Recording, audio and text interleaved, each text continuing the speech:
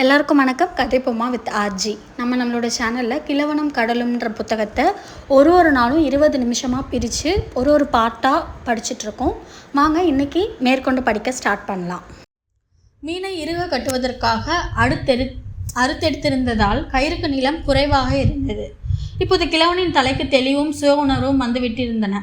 தெளிவான தீர்மானம் உள்ளுக்குள் இருந்தாலும் மிகவும் குறைவான எதிர்பார்ப்பே இருந்தது. அது நீண்ட நேரம் நிலை பெற்றிருக்க முடியாத அளவிற்கு நல்லதாக இருந்தது. சுறாமி நெருங்கி வந்து கொண்டிருப்பதை பார்த்து கொண்டிருக்கும் போதே அவன் பெரிய மீனை ஒரு பார்வை பார்த்தான்.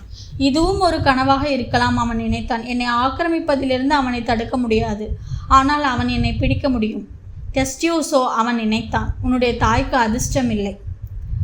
சுறா மிகவும் வேகமாக பாய்மரத்திற்கு அருகில் வந்து சேர்ந்தது. அவன் மீனை ஆக்கிரமித்த போது அவனுடைய திறந்த வாயையும் வினோதமான கண்களையும் கிழவன் பார்த்தான். வாளுக்கு சற்று மேலே இருந்த மாமிசத்தில் பற்கள் அழுத்தும் கரகரா சத்தத்தை கிழவன் கேட்டான். சுறாவின் தலை நீருக்குள் இருந்து உயர்ந்து மேலே தெரிந்தது. முதுகு நீருக்கு வெளியே தெரிந்தது. பெரிய மீனின் உடலில் இருந்து தோலும் மாமிசமும் தனித்தனியாக பிரியக்கூடிய சத்தத்தை கிழவனால் கேட்க முடிந்தது. சுறாவின் கண்களுக்கு நடுவில் இருக்கக்கூடிய கோடும் மூக்கும் பின்னால் இருந்து ஆரம்பிக்கக்கூடிய கோடும் ஒன்றாக சந்திக்கக்கூடிய இடத்தில் குத்திட்டே எரிய வேண்டும் என்று கிழவன் நினைத்தான். ஆனால் அப்படிப்பட்ட கோடுகளை அங்கு பார்க்க முடியவில்லை. கூர்மையான நீல நிறத்தை கொண்ட பெரிய தலையையும் பெரிய கண்களையும் கரகரா என்ற சத்தத்தை உண்டாக்கி கொண்டு ஆக்கிரமித்து எல்லாவற்றையும் விழுங்கி கொண்டிருந்த தாடை எலும்புகளையும் மட்டுமே அங்கு பார்க்க முடிந்தது. ஆனால் மூளை இருக்கும் இடம் அது. அங்குதான் கிழவன் தாக்கினான். முழு பலத்தையும் ஒன்று சேர்த்து ரத்தம் வழிந்து கொண்டிருந்த கைகளால் கிழவன் குத்திட்டே எறிந்தான். அதை எதிர்பார்ப்புடன் எரியவில்லை என்றாலும் நிச்சயமான தீர்மானத்துடனும் கடுமையான பகை உணர்வுடனும் அவன் எரிந்தான் என்பதுதான் உண்மை. சுறா மீன் நீர்ப்பரப்பில் வட்டம் போட்டது. அவனுடைய கண்கள் உயிரற்றி இருப்பதை கிழவன் பார்த்தான். கயிறின் 2 சுருக்குகளில் தன்னைத்தானே கட்டிக்கொண்டு மீண்டும் ஒரு முறை அவன் வட்டம் சுற்றினான். அவன் இறந்து விட்டான் என்ற விஷயம் கிழவனுக்கு புரிந்துவிட்டது. ஆனால் அதை ஏற்றுக்கொள்வதற்கு சுறா தயாராக இல்லை. பிறகு மல்லாந்து படுத்தும் வாளால் நீரில் அடித்து கொண்டும் தாடை எலும்புகளை ஒன்று சேர்த்து கடித்து கொண்டும் ஒரு வேகமாக செல்லும் படகை போல சுறா நீரை உழுது புரட்டு போட்டு கொண்டிருந்தது. அவன் வாளால் அடித்து கொண்டிருந்த நீரின் பகுதி வெள்ளை நிறமாக ஆனது. உடலின் 3/4 பகுதியையும் நீருக்கு மேலே பார்க்க முடிந்தது. தொடர்ந்து கயிறு இழுக்கப்பட்டு துடித்து அருந்தும் போனது. சிறிது நேரம் சுறா நீர்ப்பரப்பில் எந்த ஒரு அசைவும் இல்லாமல் கிடப்பதை கிழவன் பார்த்தான். பிறகு அவன் மெதுவாக கீழே தாழ்ந்து சென்றான். 40 ராத்தல் மாமிசத்தை அவன் எடுத்துக்கொண்டு போய்விட்டான். கிழவன் உரத்த குரலில் கூறினான். அதோடு சேர்ந்து அவன் என்னுடைய குத்தீட்டியையும் எல்லா கயிறுகளையும் கொண்டு போய்விட்டான். இப்போது இதோ என் மீன் மீண்டும் இரத்தத்தை சிந்தியிருக்கிறது. இனி மற்ற மீன்களும் தாமதிக்காமல் வரும். மீனின் உடல் பகுதிகள் பலவும் இழக்கப்பட்டு விட்டதால் அவனை நேரடியாக பார்க்க கிழவன் விரும்பவில்லை. மீன் தாக்கப்பட்ட போது அது அவனையே தாக்கியது போல இருந்தது. ஆனால் என் மீனை தாக்கிய சுறாவை நான் கொன்றுவிட்டேன், அவன் நினைத்தான். நான் பார்த்தவற்றிலேயே மிகப்பெரிய டென்டியூஸோ அவன்தான். நான் உண்மையாகவே பெரிய மீன்களை பார்த்திருக்கின்றேனா என்பது கடவுளுக்கு மட்டும்தான் தெரியும். உயிருடன் இருக்க முடியாத அளவிற்கு நல்லதே நடந்திருக்கிறது, கிழவன் நினைத்தான். இது ஒரு கனவாக இருந்திருந்தால் எப்படி இருக்கும் என்று நான் மனதில் நினைக்கிறேன். இந்த மீனை தூண்டிலின் கொக்கியில் சிக்க வைக்காமல் நான் செய்தித்தாள்களின் மீது படுக்கையில் தனியாக படுத்து கொண்டிருந்தால். ஆனால் மனிதன் படைக்கப்பட்டது தோல்வி அடைவதற்காக அல்ல, கிழவன் சொன்னான். மனிதனை அழிக்க முடியும், ஆனால் அவனை தோல்வியடைய செய்ய முடியாது. எனினும் மீனை கொன்றதில் எனக்கு வருத்தம் உண்டு. இனி வரப்போவது மோசமான காலம். என் கையில் குத்திட்டி கூட இல்லை. டெஸ்டியூசோ பயங்கரமானவனும் திறமைசாலியும் பலம் கொண்டவனும் புத்திசாலியும் ஆவான். ஆனால் அவனை விட புத்திசாலி நான். ஒருவேளை அப்படி இல்லாமல் இருக்கலாம். என் கையில் மேலும் நல்ல ஆயுதங்கள் இருக்கின்றன என்பது காரணமாக இருக்கலாம். சிந்தனை செய்யாமல் இரு கிழவா, அவன் உரத்த குரலில் கூறினான். இதே மாதிரி பயணத்தை தொடர்ந்து கொண்டிரு. அதுவாக எப்போது வருகிறதோ அதை எடுத்துக்கொள். எனினும் நான் சிந்தித்தே ஆக வேண்டும், அவன் நினைத்தான். காரணம், சிந்தனைகள் தான் இறுதியாக எஞ்சிருக்கக்கூடியது, அதுவும் பேஸ்பாலும். மீனின் மூளையில் நான் உண்டாக்கிய பாதிப்பை பற்றி மிகப்பெரிய மனிதரான டிமாக்கியோ என்ன நினைப்பார்? அது அந்த அளவிற்கு மிகப்பெரிய ஒரு காரியம் இல்லை. எந்த ஒரு மனிதனாலும் அதை செய்ய முடியும். ஆனால் எலும்பால் உண்டாகக்கூடிய பாதிப்பைப் போல பெரிய ஒரு நோய் என் கைகளுக்கு உண்டாகும் என்று நீங்கள் நினைக்கிறீர்களா? என்னால் அதை நினைத்து பார்க்க முடியவில்லை. சிக்கிக்கொண்ட மீன் குத்திய சந்தர்ப்பத்தை தவிர வேறு எந்த சமயத்திலும் என் பாதத்திற்கு பிரச்சனையே உண்டானதில்லை. நீந்தும் போது நான் மீனின் மீது காலை வைத்திருந்தேன். காலின் கீழ்ப்பகுதி மரத்து போய் தாங்க முடியாத அளவிற்கு வேதனையை தந்தது. உற்சாகத்தை தரக்கூடிய எதை பற்றியாவது சிந்தித்து கொண்டிருக்கிறவா, அவன் சொன்னான்.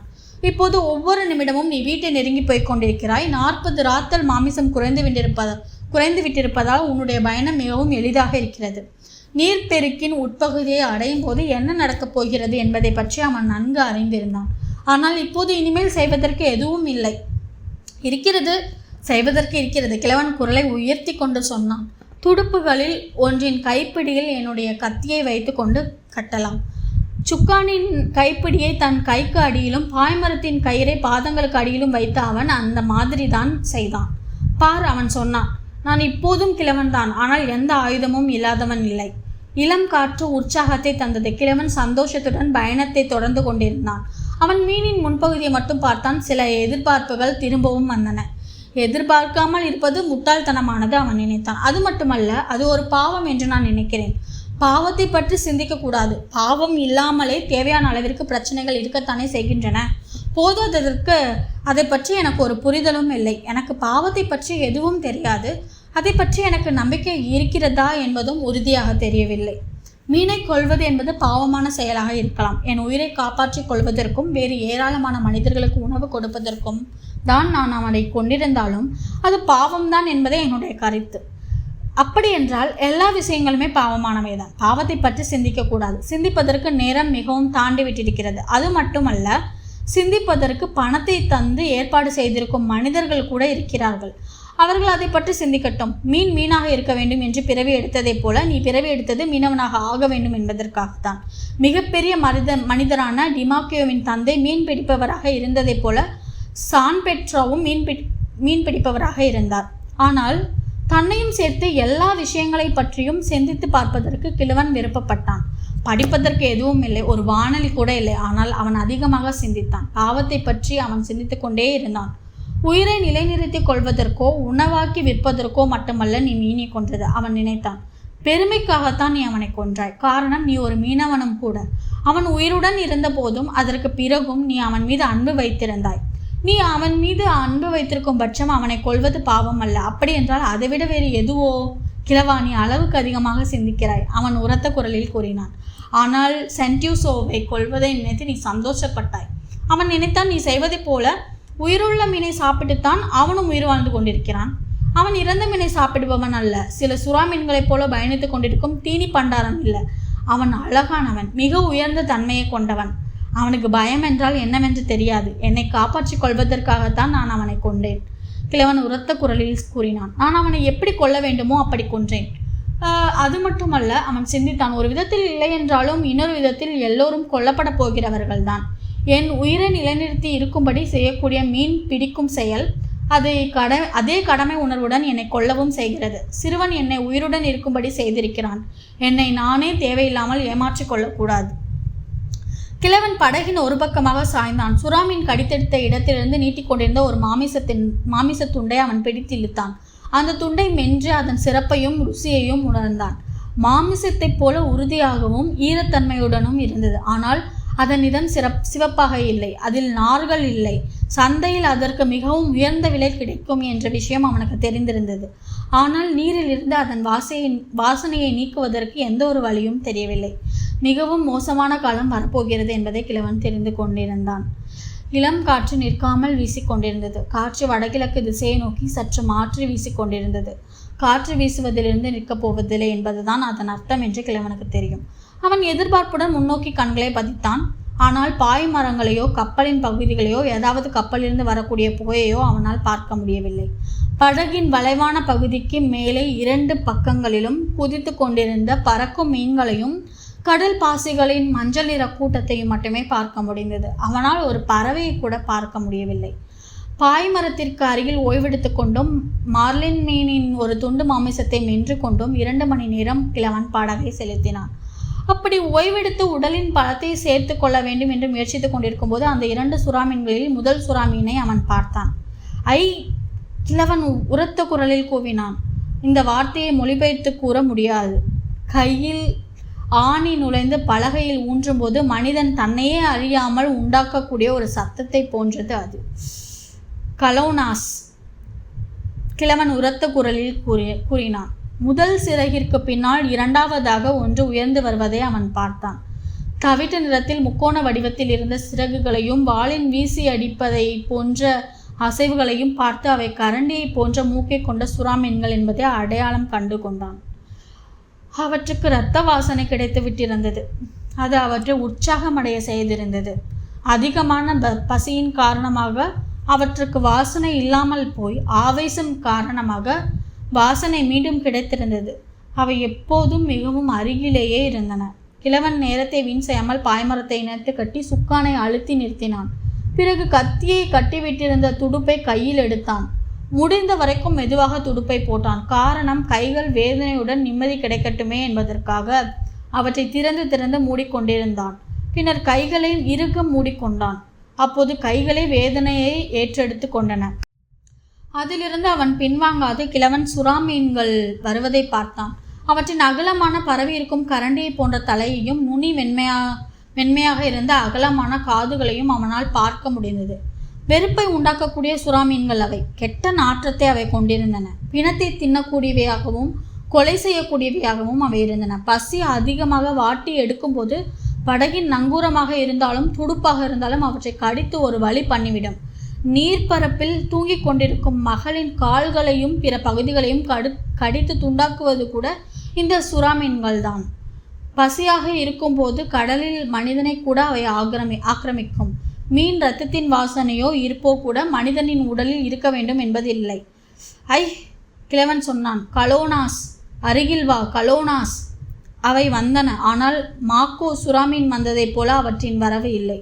ஒரு மீன் திரும்பி படகுக்கு அடியில் போய் மறைந்து கொண்டது. அது மீனை தள்ளி கடித்து இழுத்து கொண்டிருந்த போது படகு அசைவதை கிழவன் தெரிந்து கொண்டான். இன்னொரு சுறாமீன் கிழவனை மஞ்சள் நிற கண்களால் பார்த்தது. பிறகு முன்பு கடித்த பகுதியை ஆக்கிரமிப்பதற்காக அரைவட்ட வடிவத்தில் இருந்த வாயை திறந்து வைத்துக்கொண்டு மிகவும் வேகமாக பாய்ந்து வந்தது.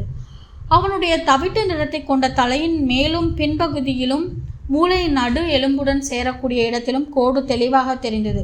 கிழவன் துடுப்புக்கு மேலே வைத்து கட்டிய கத்தியை அந்த கோட்டில் குத்தி இறக்கினான். கத்தியை இழுத்து பிடுங்கி சுறாவின் மஞ்சள் நிற பூனை கண்களில் மீண்டும் இறக்கினான். சுறா மீனிடமிருந்து பிடியை விட்டது. தான் கடித்தெடுத்த மீன் தொண்டை விழுங்கிக் கொண்டே அது மரணத்தை தழுவியது. இன்னொரு சுறா மீனின் மீது தன்னுடைய தாக்குதலை தொடர்ந்து கொண்டிருந்ததால் படகு அப்போதும் அசைந்து கொண்டிருந்தது. கிழவன் காற்றுப்பாயை விடுதலை செய்தான். அப்படி செய்யும் போது படகு இரு பக்கங்களிலும் இப்படியும் அப்படியுமாக ஆடி சுறா வெளியே வந்துவிடும் என்று அவன் கணக்கு போட்டான். சுறாவை பார்த்ததும் கிழவன் படகில் ஒரு பக்கம் குனிந்து அவனை பலமாக குத்தினான். மாமிசம் இருந்த பக்கத்தில் தான் குத்தினான்.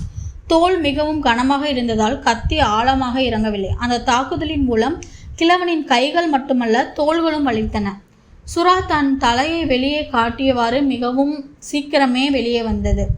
அவனுடைய மூக்கு நீரில் இருந்த உயர்ந்த மீனை நோக்கி நகர்ந்த அதே நிமிடத்தில் கிழவன் சுறாவின் வெளியே தெரிந்து கொண்டிருந்த தலையின் நடுப்பகுதியில் ஓங்கி ஒரு குத்து குத்தினான். கத்தியை இழுத்து பிடுங்கி மீண்டும் சரியாக அதே இடத்தில் கிழவன் ஓங்கி குத்தினான். தாடை எலும்புகள் மூடப்பட்டு அவன் மீனின் மீது கடித்து கொண்டே தொங்கிக் கொண்டிருந்தான். அவன் சுறாவின் இடது கண்ணில் கத்தியை குத்தி இறக்கினான். அதற்கு பிறகும் அவன் அங்கேயே கடித்தவாறு தொங்கி கிடந்தான். நீ விடுவதாக இல்லை, அப்படித்தானே? கிழவன் கேட்டான். சுறாவின் முதுகெலும்புக்கும் மூளைக்கும் நடுவில் அவன் கத்தியை அழுத்தி இறக்கினான். இந்த தாக்குதல் மிகவும் எளிதாக இருந்தது. எலும்புகள் நொறுங்குவதைப் போல அவனுக்கு தோன்றியது. கிழவன் துடுப்பை திருப்பி பிடித்தான். பிறகு தாடை எலும்புகளை திறப்பதற்காக கத்தியை சுறாவின் வாய்க்குள் நுழைத்தான். கத்தியை வாய்க்குள் அழுத்தி திணித்தவுடன் சுறா தன்னுடைய பிடியை விட்டு கீழே சென்றது. அவன் சொன்னான், போ கலோனோ, 1 மைல் ஆழத்திற்கு சென்று உன் நண்பனை, ஒருவேளை அது உன்னுடைய அன்னையாக கூட இருக்கலாம், பார். கிழவன் கத்தியின் வாய்ப்பகுதியை துடைத்து துடுப்பை கீழே வைத்தான். படகின் பாயில் காற்று நுழைந்து நிறைவதை அவன் பார்த்தான். படகை அதன் போக்கிலேயே புகவிட்டான். மீன் கால் பகுதி மாமிசத்தை அவை கொண்டு போயிருக்கும். மிகவும் நல்ல மாமிசத்தை. கிழவன் குரலை உயர்த்தி கொண்டு சொன்னான். இது வெறும் ஒரு கனவாக மட்டுமே இருந்திருக்க கூடாதா என்றும் அவனை நான் எந்த சமயத்திலும் தூண்டிலில் சிக்க வைத்து பிடிக்கவே இல்லை என்றும் நான் மனதில் நினைக்கிறேன். மீனே, எனக்கு இதில் வருத்தம் இருக்கிறது. அது எல்லா விஷயங்களையும் தவறாக ஆக்குகின்றன. அவன் பேச்சை நிறுத்தினான். இப்போது மீனை பார்ப்பதற்கு அவன் விரும்பவில்லை. ரத்தம் வழிந்ததாலும் நீரில் நீண்ட நேரம் கிடந்ததாலும் அவனுக்கு கண்ணாடியின் பின்பகுதியில் பூசப்பட்டிருக்கும் வெள்ளி நிறம் வந்து சேர்ந்திருந்தது. உடலில் இருந்த கோடுகள் அப்போதும் தெளிவாக தெரிந்தன. மீனே, நான் அந்த அளவிற்கு தூரத்திற்கு போயிருக்கக்கூடாது, அவன் சொன்னான். எனக்கும் நல்லது நடக்கவில்லை, உனக்கும் நல்லது நடக்கவில்லை. என்னை மன்னித்து விடு மீனே. இனி கத்தி கட்டப்பட்டிருந்ததை பார்த்து கட்டு அறுந்து போய்விட்டதா என்பதை பார், அவன் தனக்குத்தானே கூறிக்கொண்டான். அதற்கு பிறகு கையை சரி பண்ணி வை, ஏனென்றால் இனியும் சில வருவதற்கு இருக்கிறது. கத்தியை தீட்டுவதற்கு ஒரு கல் இருந்ததால் துடுப்பின் கைப்பிடியின் இருந்த கட்டையை கூர்ந்து ஆராய்ந்து பார்த்துவிட்டு கிழவன் சொன்னான். நான் ஒரு கல்லை கொண்டு வந்திருக்க வேண்டும்.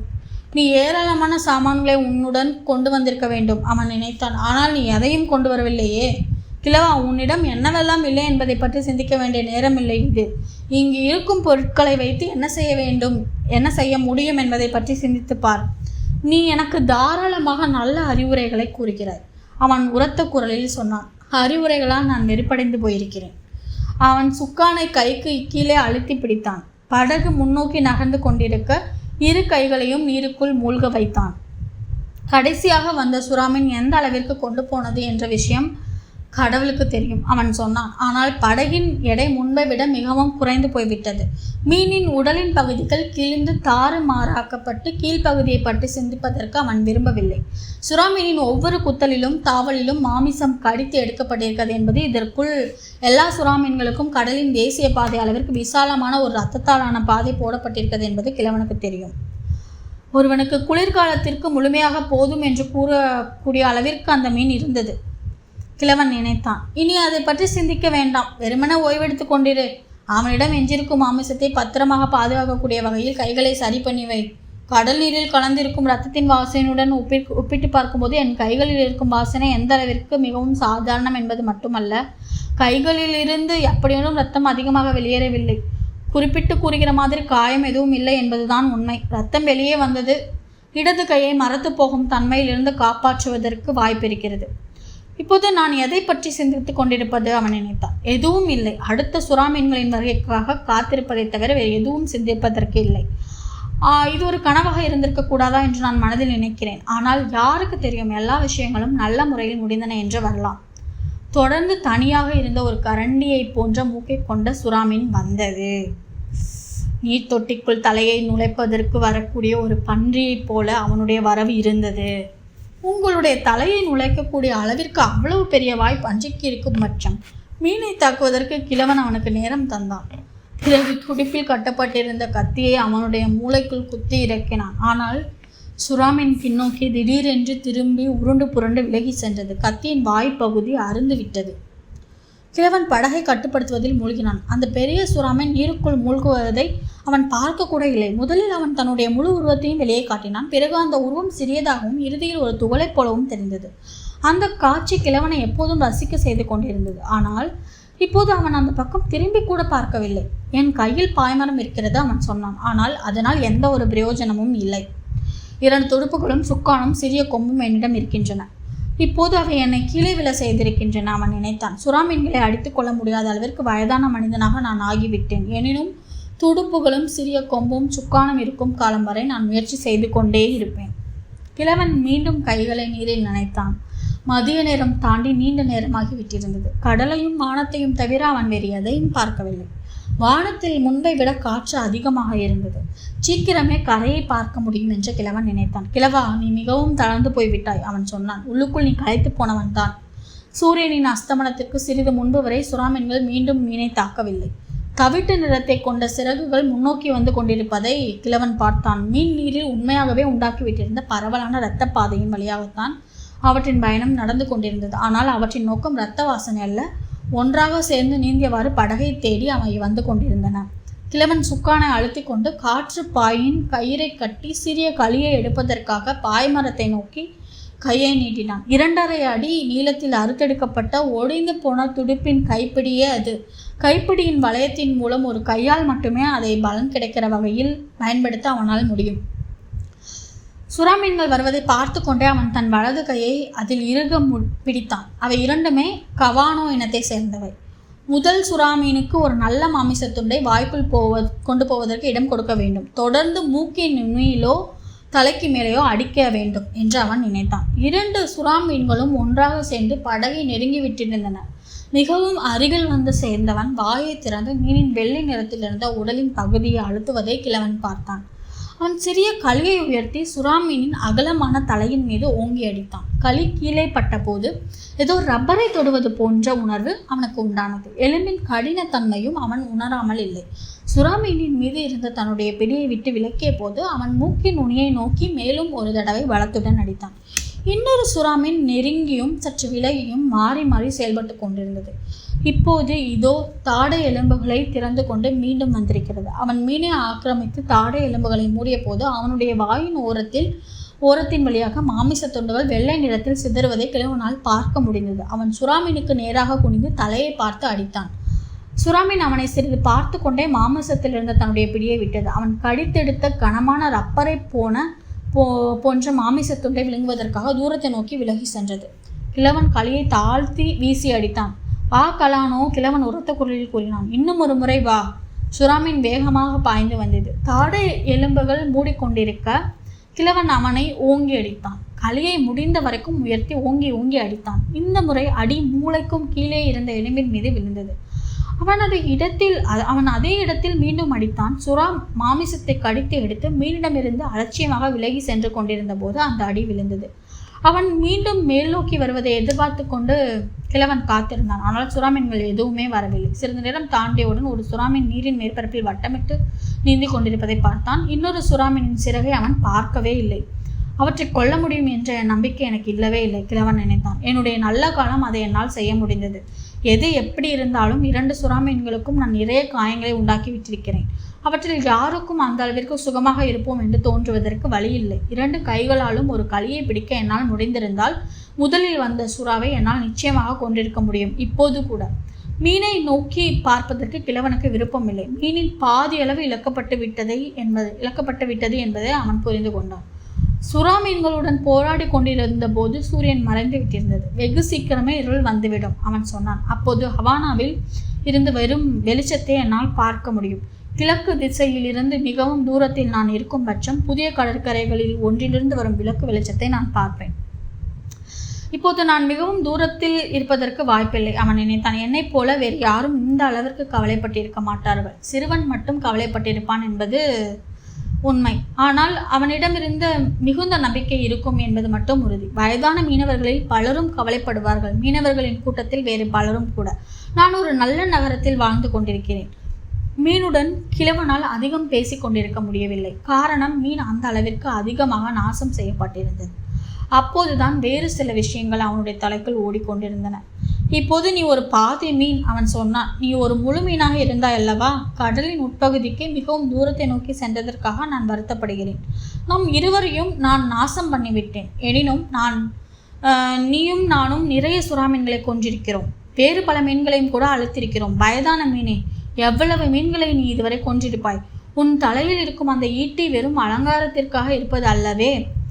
மீனை பற்றியும் அவன் சுதந்திரமாக நீந்தி கொண்டிருந்தால் சுறாவை என்ன செய்திருப்பான் என்பதை பற்றியும் சிந்திப்பதற்கு கிழவன் ஆர்வமாக இருந்தான். அவற்றுடன் போராடுவதற்கு நான் ஒரு மரக்கொம்பை அறுத்து தயார் பண்ணியிருக்க வேண்டும், அவன் நினைத்தான். ஆனால் என் கைவசம் கோடரி இல்லை, கத்தியும் இல்லாமல் போய்விட்டது. கத்தி இருந்திருந்தால் நான் அதை துடுப்புடன் சேர்த்து கட்டியிருப்பேன். என்ன ஒரு ஆயுதம் அது! அது இருந்திருந்தால் நாம் ஒன்றாக சேர்ந்து அவற்றுடன் போராடி இருக்கலாம். இரவு நேரத்தில் அவை வருவதாக இருந்தால் நீ இப்போது என்ன செய்வாய்? உன்னால் என்ன செய்ய முடியும்? கிழவன் கேட்டான். அவற்றுடன் போராட வேண்டும், கிழவன் சொன்னான். இறக்கும் வரை நான் அவற்றுடன் போராடுவேன்.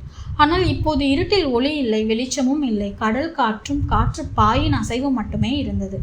தான் மரணமடைந்து விட்டதைப் போல கிழவன் உணர்ந்தான். 2 கைகளையும் நீட்டி உள்ளங்கைகளை தடவி பார்த்தான். அவை இறக்கவில்லை. கைகளை வெறுமனே திறந்து மூடியும் வாழ்க்கையின் வேதனையை கொண்டு வர அவனால் முடிந்தது. பாய்மரத்தின் மீது சாய்ந்து கொண்டு உட்கார்ந்திருந்த போது தான் இருக்கவில்லை என்பதை அவன் அறிந்து கொண்டான். அவனுடைய தோள்கள் தான் அவனிடம் அதை கூறின. மீனை பிடிப்பதற்காக நேர்ந்திருந்த எல்லா பிரார்த்தனைகளையும் நான் கூற வேண்டியிருக்கிறது, கிழவன் நினைத்தான். ஆனால் அவற்றை இப்போது கூற முடியாத அளவிற்கு நான் மிகவும் தளர்ந்து போய்விட்டிருக்கிறேன். கோணியை எடுத்து தோளின் மீது இட்டால் சுகமாக இருக்கும். பாய்மரத்திற்கு அருகில் படுத்துக்கொண்டே அவன் சுக்கானை பிடித்தான். வானத்தில் ஒளி வருவதை எதிர்பார்த்து அவன் கண்களை செலுத்தி கொண்டிருந்தான். மீனின் பாதியளவாது கிடைத்ததை அவன் நிம்மதி பெருமூச்சு விட்டான். முன்பகுதியில் மீதம் இருக்கும் மாமிசத்தை கரையில் கொண்டு போய் சேர்ப்பதற்கு எனக்கு அதிர்ஷ்டம் இருக்க வேண்டும். சிறிது அதிர்ஷ்டம் எனக்கு இருப்பதற்கு வாய்ப்பு இருக்கிறது. இல்லை, கடலின் உட்பகுதிக்கு மிகவும் தூரத்தை நோக்கி நீ சென்ற போதே உன்னுடைய அதிர்ஷ்டத்தை நீ இழந்து விட்டாய். முட்டாள்தனமாக பேசாதே, அவன் உரத்த குரலில் கூறினான். கண் விழித்திருந்து படகை செலுத்து, இன்னும் உனக்கு நிறைய அதிர்ஷ்டங்கள் கிடைக்கும். அதிர்ஷ்டம் விற்கப்படும் ஏதாவது ஒரு இடம் இருந்தால் நான் சிறிய அதிர்ஷ்டத்தை விலக்கி வாங்க வேண்டும் என்று நினைக்கிறேன், கிழவன் சொன்னான். எதை கொடுத்து நான் அதை வாங்குவது? அவன் தனக்குத்தானே கேட்டுக்கொண்டான். கையை விட்டு போய்விட்ட ஒரு குத்தீட்டியையும் ஒடிந்து போன கத்தியையும் காயம் உண்டான 2 கைகளையும் என்னால் வாங்க முடியுமா? உன்னால் முடியும், கிழவன் சொன்னான். கடலில் செலவழித்த 84 நாட்களை கொண்டு நீ அவற்றை வாங்குவதற்கு முயற்சி செய்தாய். கிட்டத்தட்ட அவை உனக்கு விற்கப்பட்டு விட்டன. நான் முட்டாள்தனமாக சிந்தித்துக் கொண்டிருக்கக்கூடாது, கிழவன் நினைத்தான். அதிர்ஷ்ட தேவதை பல வடிவங்களிலும் தோன்றுகிறது. அவளை யாரால் அடையாளம் கண்டுபிடிக்க முடிகிறது? எந்த வடிவத்தில் வந்தாலும் சிறிது அதிர்ஷ்டத்தை நான் எடுத்துக்கொள்வேன். அவள் கேட்கக்கூடிய விலையை நான் தரவும் செய்வேன். விளக்குகளின் வெளிச்சத்தை இப்போது என்னால் பார்க்க முடிந்தால் எப்படி இருக்கும்? எவ்வளவோ விஷயங்களை நான் விரும்புகிறேன். ஆனால் இப்போது நான் ஆசைப்படுவது அதை மட்டும்தான். மேலும் சற்று சாவகாசமாக உட்கார்ந்து கொண்டு கிழவன் படகை செலுத்த முயற்சித்தான். வேதனை தோன்றிய போது தான் இன்னும் இருக்கவில்லை என்பது அவனுக்கு புரிந்தது. இரவு 10 மணி இருக்கும். நகரத்தின் விளக்குகளின் பிரகாசத்தை கிழவன் பார்த்தான். நிலவு உதிப்பதற்கு முன்பு வானத்தில் தெரியக்கூடிய வெளிச்சத்தைப் போல மட்டுமே முதலில் அது தோன்றியது. பிறகு அது வானத்திற்கும் குறுக்காக எந்த ஒரு மாறுதலும் இல்லாமல் ஒரே மாதிரி தோன்றியது. காற்று அதிகமான போது வெளிச்சம் தெளிவற்று இருந்தது. அந்த மங்கலான வெளிச்சத்தில் கிழவன் படகை செலுத்தினான். வெகு சீக்கிரமே கடையை அடைந்து விடுவோம் என்று அவன் எதிர்பார்த்தான். இப்போது இது முடிவுக்கு வந்திருக்கிறது, கிழவன் நினைத்தான். அவை மீண்டும் என்னை தாக்கும். எந்த ஒரு ஆயுதமும் இல்லாமல் அவற்றுக்கு எதிராக ஒரு மனிதனால் என்ன செய்ய முடியும்? கிழவன் குளிர்ந்து போய் நடுங்கிக் கொண்டிருந்தான். இரவின் குளிரில் காயங்களும் சிரமங்களை அனுபவித்த உடலின் அனைத்து பகுதிகளும் வலித்தன. மீண்டும் நான் போராட வேண்டிய சூழ்நிலை வராது என்று நம்புகிறேன். மீண்டும் போராட வேண்டிய சூழ்நிலை வராமல் இருந்தால் நன்றாக இருக்கும் என்று நான் நினைக்கிறேன். ஆனால் நள்ளிரவு நேரத்தில் கிழவன் மீண்டும் போராடினான். போராடுவது வீணானது என்ற விஷயத்தை இந்த முறை அவன் நன்கு அறிந்திருந்தான். ஒரு கூட்டமாக அவை வந்தன. சுறா மீன்கள் மீனை நோக்கி வேகமாக பாய்ந்து நெருங்கி வந்தபோது அவற்றின் சிறகுகள் நீரில் உண்டாக்கிய கோடுகளையும் நீர் வட்டங்களின் பிரகாசத்தையும் மட்டுமே அவனால் பார்க்க முடிந்தது. அவற்றின் தலைகளில் அவன் ஓங்கி அடித்தபோது தாடை எலும்புகள் ஒன்றோடொன்று மோதி உண்டாக்கிய சத்தத்தை அவன் கேட்டான்.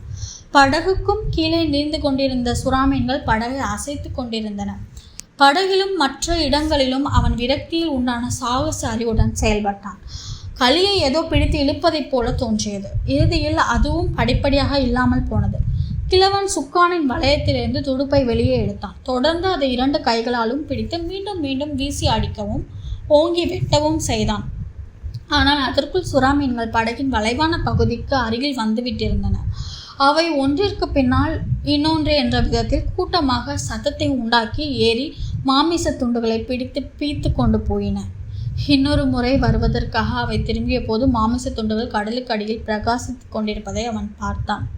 இறுதியில் மீனின் தலையை நோக்கி ஒருவன் வந்தான். அத்துடன் அனைத்தும் முடிவடைந்து விட்டன என்பதை கிழவன் புரிந்து கொண்டு விட்டான்.